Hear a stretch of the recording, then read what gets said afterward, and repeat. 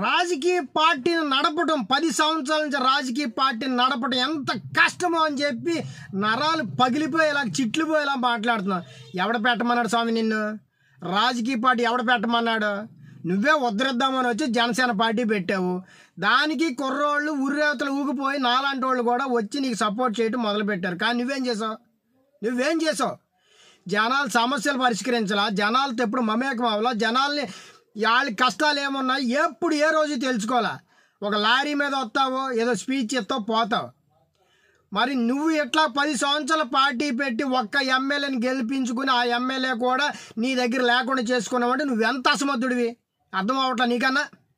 ఆనాటి ఎన్టీఆర్ గారు పార్టీ పెట్టిన 9 నెలల్లోనే అధికారం చేపట్టి ఆంధ్ర రాష్ట్రాన్ని ఏలేరు ఆయన.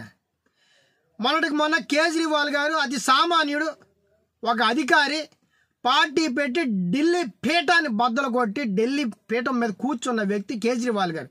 నీలాగా ఫిలిం స్టార్ కాదు, నీలాగా రాజకీయ బ్యాక్గ్రౌండ్ లేదు, ఒక అతి సామాన్యుడు ఆయన. ఎట్లాగా? మీ అన్నయ్య కూడా 18 సీట్లు గెలుచుకున్నాడు కదా. నిబద్ధత ఉంటే రాజకీయం మీద నిబద్ధత, ప్రజలకి మేలు చేయాలన్నా నీకు ఏదో కన్సర్న్ ఉంటే తప్ప రాజకీయం చేయలేవు. జనాలు నిన్ను ఎత్తి మీద పెట్టుకోరు, మెప్పు పొందలేవు.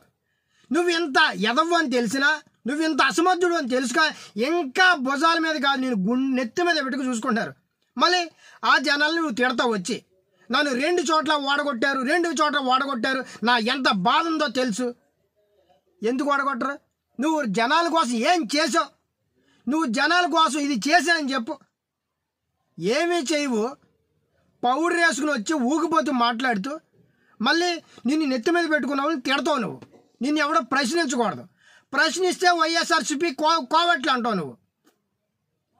ఇది నీ పద్ధతి.